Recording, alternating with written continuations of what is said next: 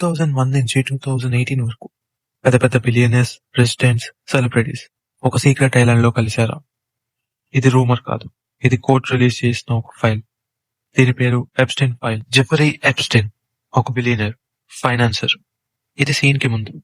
కానీ ఇంకో పక్క మైనర్ గర్ల్ ట్రాఫికింగ్ నెట్వర్క్ ని లీడ్ చేశాడా? ఎప్స్టైన్ కి ఒక ఓన్ ఐలాండ్ ఉంది.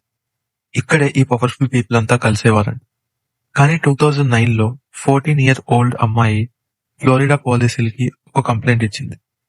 అక్కడి నుంచి తీగ లాగితే దొంగంతా కదిలినట్టు మొత్తం అంతా బయటకు వచ్చింది. 2006 లో ఈయన అరెస్ట్ చేశారు. 2019 లో ఎప్స్టైన్ జైల్లోనే చనిపోయాడు. అఫీషియల్ గా చెప్పింది ఏంటంటే సూసైడ్ అని. కానీ చాలా డౌట్స్, మిస్టరీస్ ఇతని చావు వెనకాలన్నాయి. రీసెంట్ గా 2023లో సీల్డ్ ఫైల్స్ ను ఓపెన్ చేశారు.